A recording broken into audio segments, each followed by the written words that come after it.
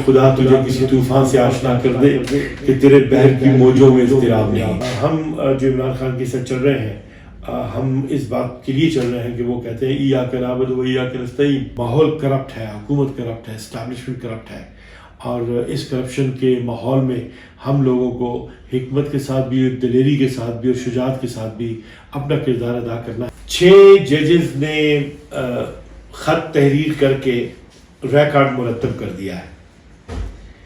جیسا مجھے اندیشہ تھا وہ کمیشن بنا کے بس اس مسئلے کے اوپر مٹی ڈال دی ہے۔ حکومت بھی جا کے چیف جسٹس صاحب سے مذاکرات کر کے آ گئی ہے اور یہ معاملہ ختم۔ اب یہ ضرور ہے کہ ہماری تحریک انصاف جو ہے اس کی سطح پہ یہ فیصلہ ہوا ہے کہ وکلا تحریک شروع کی جائے گی۔ اگر وکلا تحریک انصاف لائرز فورم چلائے گی تو یہ تحریک یقینی طور پہ کامیاب ہوگی۔ اگر یہ تحریک انصاف لائرز فورم نہیں چلائے گی بلکہ پارٹی کی لیڈرشپ جو ہے وہ اس کا اسٹیئرنگ اپنے ہاتھ میں رکھے گی، تو میں سمجھتا ہوں کہ انفورسمنٹ گیپس اتنے پیدا ہو جائیں گے کہ یہ تحریک کامیاب نہیں ہوگی۔ اور رول آف لاء کی جو کیمپین تھی، جو آواز تھی 2 سال پہلے، جو انصاف لائرز فورم کے پلیٹ فارم سے ہم نے اٹھائی تھی اور جو ہماری پارٹی کا موٹو بھی بنا، اور اس سے حالات اس حد تک پہنچے کہ ہیومن رائٹس کی جتنی بھی وائلیشنز تھیں ان کے ریزسٹنس جو ہے ہمارے وکلا نے رضاکارانہ طور پہ کی۔ پھر یہ بھی ضروری ہے کہ ہم نے یہ دیکھا ہے کہ اس کے نتیجے میں پارٹی جو ہے وہ الیکشن جیتی ہے اور پھر سمبل بھی چلے گئے۔ تو اب معاملہ یہ ہے کہ وکلا نے ہی پارٹی کو بچایا، وکلا نے ہی پارٹی کو سنبھالا، اور پھر عدالت کے سامنے کیسز میں سکم جو تھے ان کو آئیڈینٹیفائی کر کے الیکشن جو ہیں ان کو ایکسیپٹ نہیں کیا گیا، سمبل بھی چلا گیا، تو اس کی ذمہ داری بھی ظاہر ہے مقدمہ لڑنے والوں پہ عائد ہوتی ہے۔ معاملہ یہ ہے کہ چی گویرا جیسے لوگ تو قومی انقلابوں کے حامل ہوتے ہیں۔ دنیا میں بڑی بڑی تحریکیں چلی ہیں، ہمارے ملک میں فکری تبدیلی کی کوئی تحریک جو ہے وہ نہ کبھی چلی نہ کبھی کامیاب ہوئی۔ اور یہ ضرور ہے کہ خاص طور پہ عمران خان اس حد تک کامیاب ہوئے کہ انہوں نے خوف جو ہے اس کو چیلنج کیا، کھڑے ہو گئے سسٹم کے خلاف اور سسٹینیبلٹی بھی دکھا رہے ہیں، برداشت بھی کر رہے ہیں، یہ نظر آ رہا ہے۔ لیکن جوڈیشری، ایگزیکٹو، لیجسلیچر یہ ڈیلیور نہیں کر سکتے۔ جب الیکشنز ہی فیئر نہ ہوں، بدماش، غنڈہ گرد، لاٹھی لیے ہوئے سازشی عناصر ملی بھگت کے ساتھ آگے اسمبلیوں پہ سیٹوں کو قبضہ کرنے والے لوگ، یہ لوگ تو ملک کی تاریخ نہیں بدل سکتے نا، یہ ملک کو بگاڑ ضرور سکتے ہیں۔ تو ایسے حالت میں جب کہ ملک میں بگاڑی بگاڑ ہے، نظام میں بگاڑی بگاڑ ہے، ہم اور آپ کیسے یہ توقع رکھ سکتے ہیں کہ یہاں پہ اصلاح احوال کا کوئی راستہ کھلے گا؟ وہ تو کھلنا ہی نہیں ہے، ایسے ہوتا نہیں ہے نا۔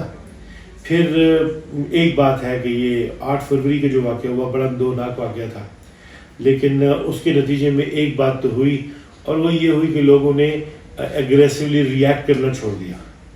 اب جب چھوڑ دیا بلکہ آئندہ کے لیے مزید محتاط بھی ہو گئے، تو ایک چیز اور اسٹیبلش ہوئی ہے کہ جتنے مقدمات بنے ہیں نا، میں یہ دیکھتا ہوں کہ ان مقدمات کے نتیجے میں جن لوگوں نے ایون سیکریفائسز دی ہیں ان لوگوں کو بھی ناقابل تلافی زور پہنچا ہے، اور وہ اپنے اقدامات میں بہت کیئرفل ہو گئے ہیں، اور وہ اس طریقے سے ریئیکشنری نہیں رہے، بلکہ یہ جو بھی اقدامات چاہے فوج کے وہاں پہ، چاہے انٹیلیجنس کے وہاں پہ، چاہے اسٹیبلشمنٹ کے وہاں پہ جو بھی ہے ہوئے ہیں، اس سے یہ ہے کہ زور ٹوٹا ہے ریئیکشن کا۔ لوگوں نے نہ چاہتے ہوئے بھی رزلٹ جو ہیں وہ قبول کر لیے ہیں۔ قانونی جنگ رہے گی، قانونی جدوجہد بھی جاری رہے گی، لیکن کیا اس سے کوئی فرق آئے گا؟ میں سمجھتا ہوں کہ لوگ پولیٹیکل پروسیس میں انگیج رہیں گے، فرق آنے والا نہیں ہے۔ اس ملک میں فرق صرف ایک بات پہ آتا ہے، اور وہ یہ ہے کہ جب لوگ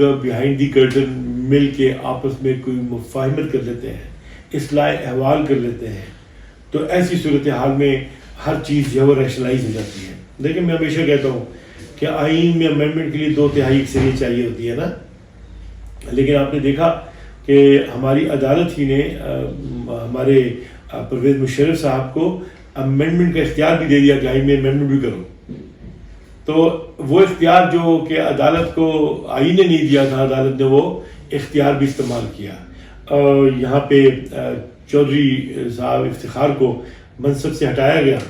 سپریم کورٹ کا فیصلہ آ گیا کہ وہ فیصلہ ٹھیک تھا. پھر اس پہ ریویو آیا، وہ ریویو بھی خارج ہو گیا. قانون کی کتابوں میں چیزوں میں مسائل معاملات یہاں پہ آ کے ختم ہو جاتے ہیں. لیکن آپ نے دیکھا کہ جب اسٹیبلشمنٹ آپس میں پیچھے مل گئی تو قانون اپنی جگہ پہ، بس وہی غلاف اس پہ چڑھا دیا جو ریکوائرڈ تھا. افتخار چودھری دوبارہ آ گئے اور قرار یہ دیا گیا کہ جو اتھارٹی دیتا ہے وہ اتھارٹی لے بھی سکتا ہے، جو اتھارٹی لی وہ دوبارہ بھی دے سکتا ہے. تو یہ تو اتھارٹیز دینے اور لینے کا معاملہ ہے. آرٹیکل 6 آئین میں موجود ہے کہ جو بھی آئین سے غداری کرے گا، آئین کے مطابق نہیں چلے گا، وہ جو ہے آرٹیکل 6 کے تحت پروسیکیوٹ ہوگا.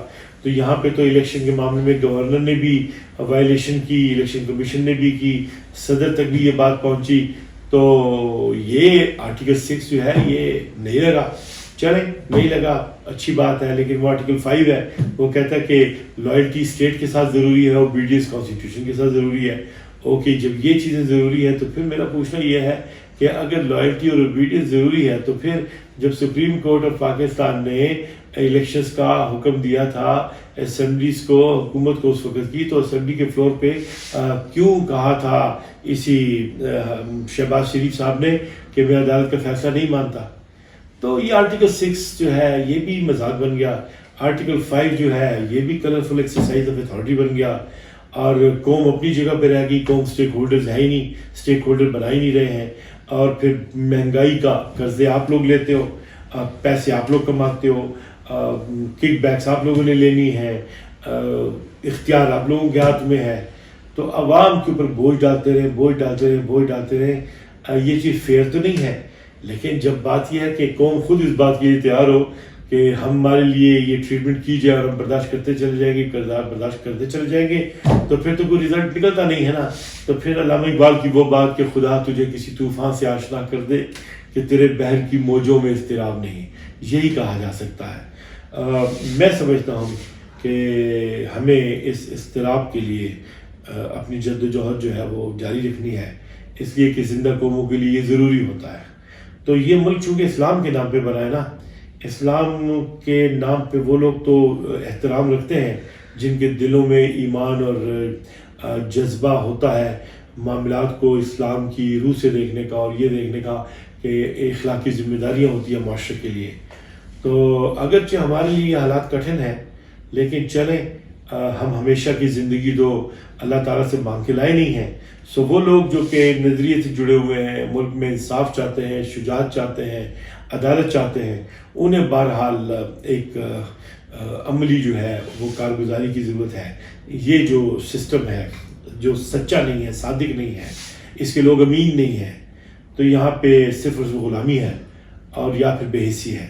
تو بے حسی جب ہوتی ہے تو ایسی قوموں کو اللہ تعالیٰ غارت کر دیتے ہیں، اور غلامی ہے تو اسے آزادی کے لیے کوشش کرنی چاہیے. ہم جو عمران خان کے ساتھ چل رہے ہیں، ہم اس بات کے لیے چل رہے ہیں کہ وہ کہتے ہیں ایاک نعبد و ایاک نستعین، اے اللہ ہم تیری عبادت کرتے ہیں اور تجھی سے مانگتے ہیں. پھر وہ یہ کہتے ہیں کہ لا الہ الا اللہ، بتوں کے سامنے نہیں جھکنا. یہی ہمارے اسلام کی تعلیم ہے. اور ساورینٹی کی وہ بات کرتے ہیں، اس لیے کہ جس قوم میں اخلاق ہوتا ہے، جس قوم میں ضمیر ہوتا ہے نا، تو وہ لوگ جو ہے یقینی طور پہ خود مختار رہتے ہیں اور دلیرانہ زندگی گزارتے ہیں حقیقت پسندی کے ساتھ اور اصولوں کو ملحوظ نظر رکھتے ہوئے.